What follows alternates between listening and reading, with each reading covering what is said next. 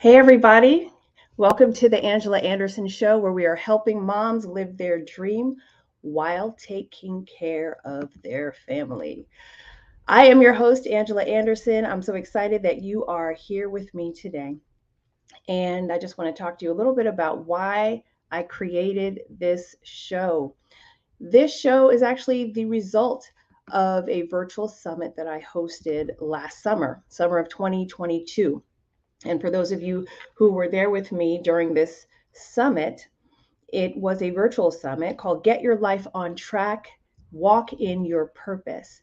And the focus was on mothers who wanted to identify their purpose and live it fully, again, while taking care of their family. So for 14 days, I interviewed speakers, influencers, and all of these people shared information and great tips that assisted mothers in finding their purpose, pursuing their goals, and living their dream, all while taking care of their family. There was such a popular demand for this, so I created this talk show, The Angela Anderson Show, where I will continue to empower moms to see their value, understand their importance, and reclaim their identity. So here we are with this show, and I have an interesting topic for you today that I want to share. And the topic is performance evaluations. Performance evaluations seems like a very basic topic, but I'll go into it a little bit more right after our commercial. Someone once said that life is a journey. Every now and then I convince myself that I have it all figured out.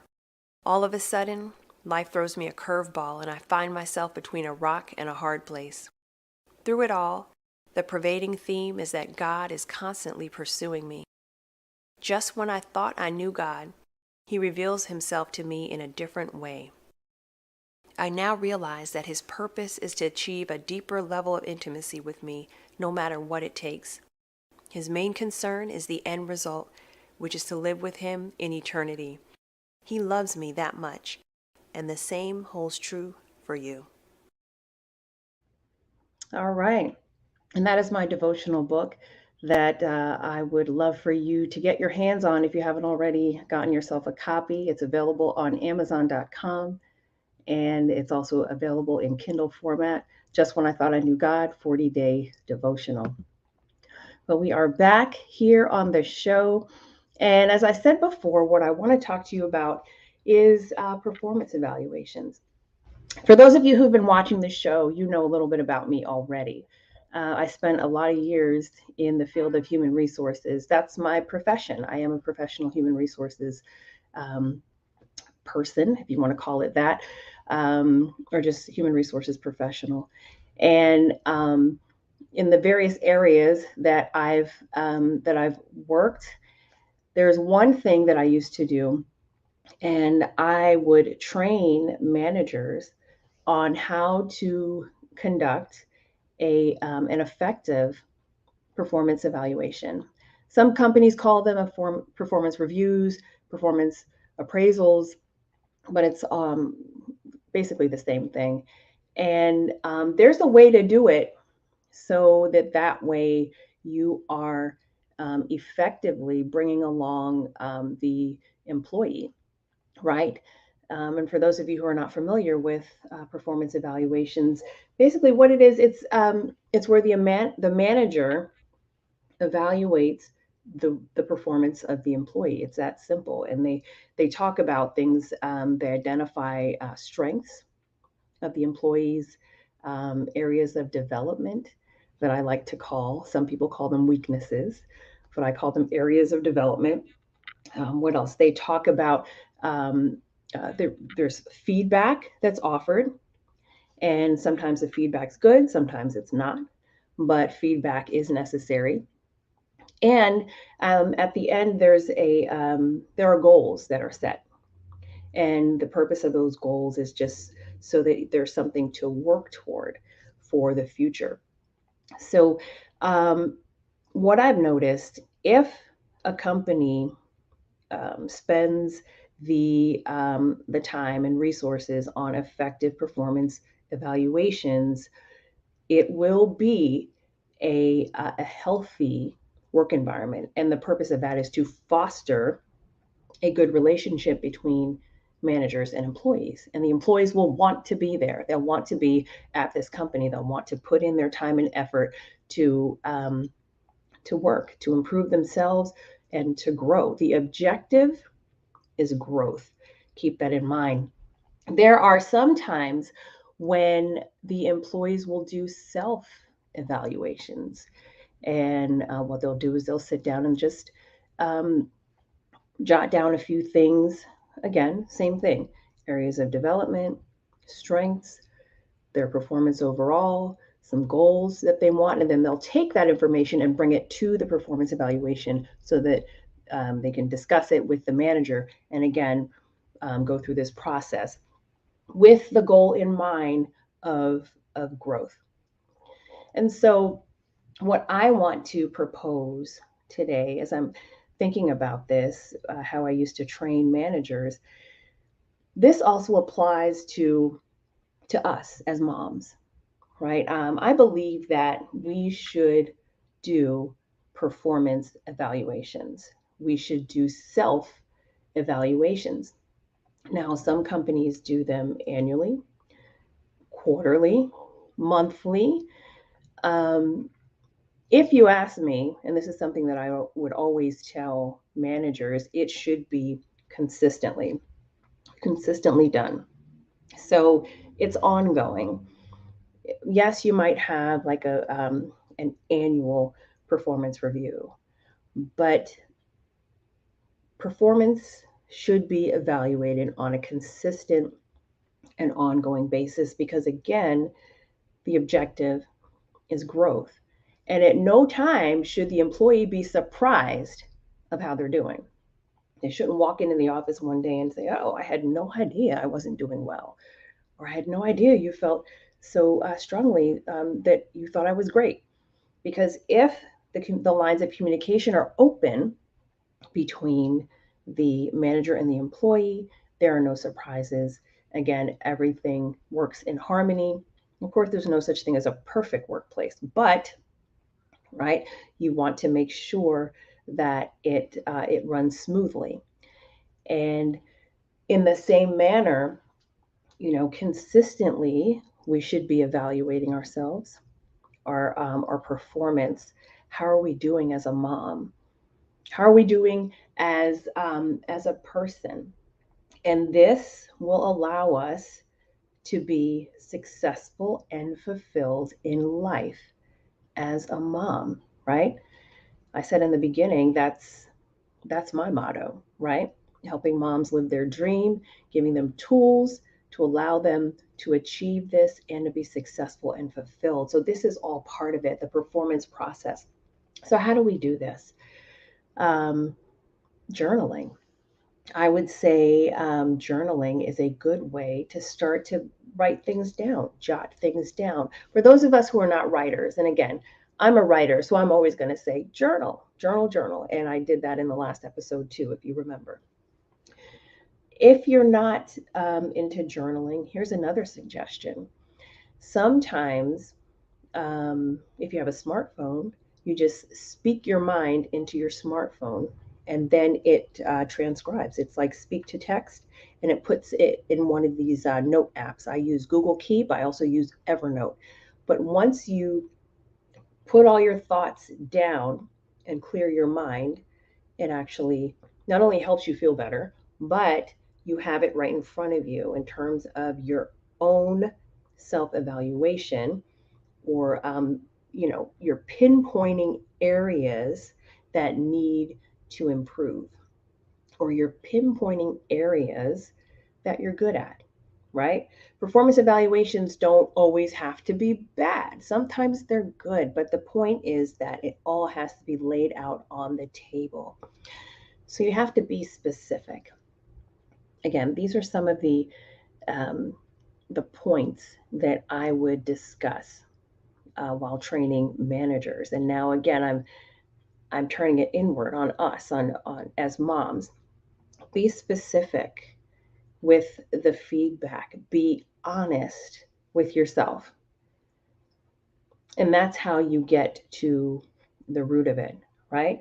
Um, you can't be, um, you can't soften the difficult information, right? Be straightforward. And sometimes that information is difficult. Sometimes it's not what we want to hear about ourselves, but we have to be constructive and not destructive. There's a such thing as constructive criticism. We've all heard this. And I propose that there is also destructive criticism. It's the motive behind it. Constructive criticism, you want to build up, right? Destructive, you're tearing down. So remember, I said we're talking about growth here. We're talking about growth. So don't soften it, but be constructive with the criticism. And so, what does that look like? It could be anything. It could be parenting skills. How am I doing as a mom parenting my kids in terms of discipline? Too much discipline? Too little discipline? What about um, anger management? Some of us need anger management. Um, you know, a lot of times we behave in a way where we don't really understand why or how we're behaving. Are we always angry at our kids? But who are we really angry with? Are we angry with them? Or are we angry with something else that happened earlier on in the day? Are we angry at a situation? Or is it possible that we see some traits of ourselves in our kids and that makes us angry? Ooh, but I digress. So, um, what are some other things that that we can evaluate? Maybe meal prep, maybe some of the food choices for our children and for our family. Some of the things that we can do that are more efficient, maybe the timing of the meal and um, things of that nature. So just dump it all out on paper or speak it all so that way you are looking at everything with the objective again of improving and getting better at what you're doing. Um, and really you want to talk about how you are not just as a mom, but also as a person and also as just a woman. You know, are you unpleasant to be around? Are you miserable a lot? Um, and maybe it's not even that time of the month and you're just miserable and you have to figure out what exactly is making you miserable. Why are you miserable? What are you happy with? What are you unhappy with? um, but have examples of things that are that make you happy or things that are excellent, right? And ask others, ask the people you live with, whether it's your spouse, your children. And I will tell you this: be careful asking your children. And again, it's going to depend on the age. The younger they are, their answer can be anything. I'm thinking about my 5-year-old who has no filter. He's just going to tell you like it is. He might say one day, "Mommy, you're the greatest mommy ever. Mommy, I love you." And then 10 minutes later, "Mommy, you're mean." You know, because I didn't let him have cookies for breakfast. So I'm mean. You know. So again, as you're asking the people that you live with, whether it's your children or your spouse, keep that in mind and be ready for the feedback. Um, if you preface it by saying, hey, I'm trying to grow, I'm trying to improve. So what are some of the things or what are some of the ways in which I can improve in XYZ area? So pose it like that and then take that feedback and do something with that feedback, right? Um, whether it's setting your goals, and that's brings me to my next point. You definitely want to do that. Some of the things that I do when I write down my goals, it's not just personal goals, right? Um, it's where I want to see. my family, some of the things I want to do with my family. So write that down and include that in your goals. For instance, for those of you who are connected with me on social media, you'll see posts and reels about my little adventures with my family. We might go to a park and on a Sunday, or just enjoy ourselves on a Saturday afternoon. But the point of the matter is that we're spending quality time. So one of my goals is to have um, outings with my family, whether it's once a week, and maybe have like a family vacation, whether it's yearly, and depending on the vacation, you can do like a staycation or something small, something inexpensive, if that's an issue. And again, it's just the point of spending time together. You can even do a family game night, and that can be so much fun for everyone involved. You just find something that is age appropriate, or something where all of you can just have fun, where you are sitting in front of each other, um, and spending time with each other, and put that down as a goal, part of the performance evaluation. Um, I want to spend time with my family more frequently, and then be specific. Again, is it weekly? Is it twice a month? Is it quarterly?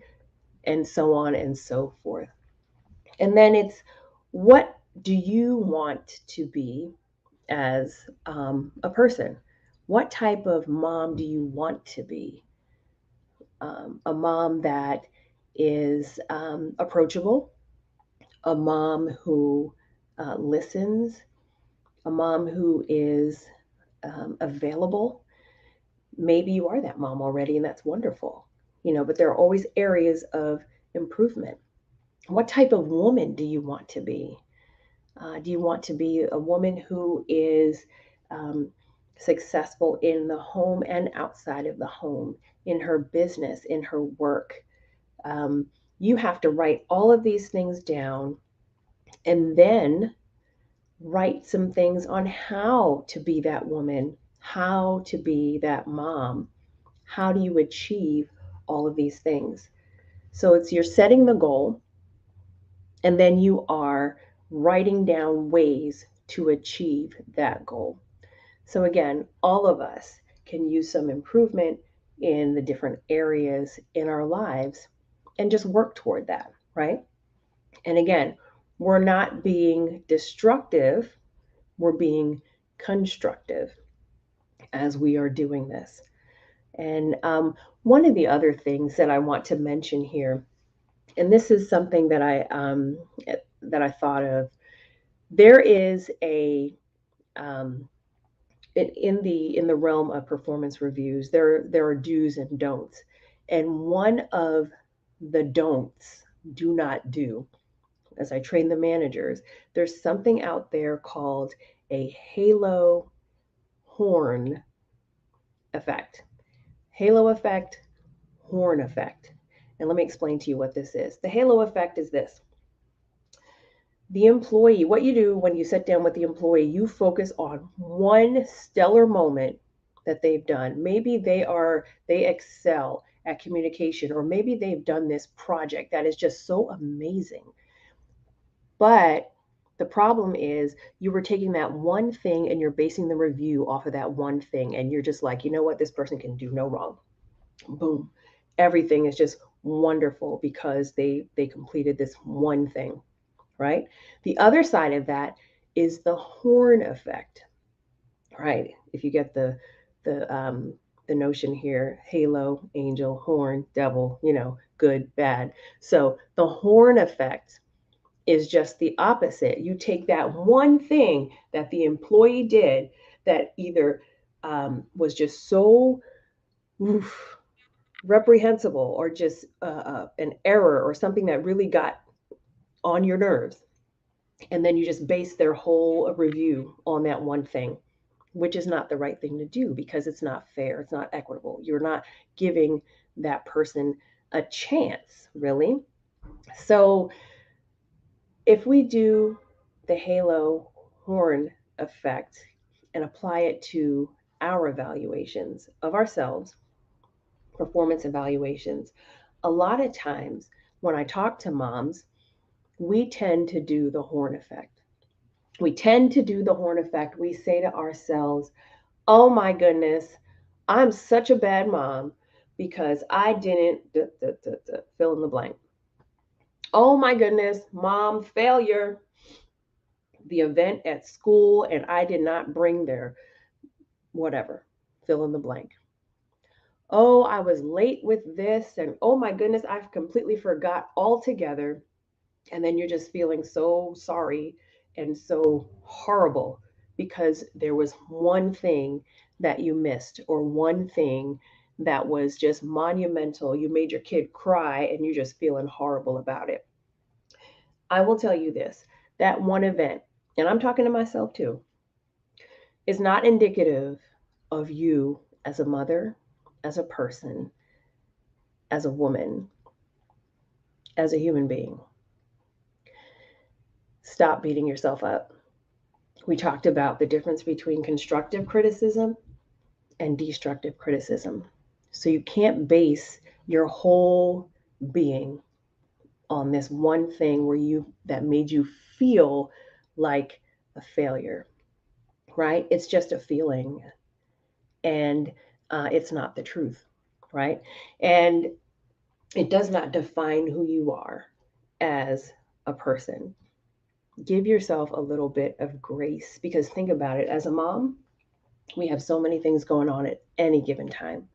And we talked about that part in a different episode, but I just want to encourage you that you're doing a great job because you're doing the best that you can, and just keep up the good work.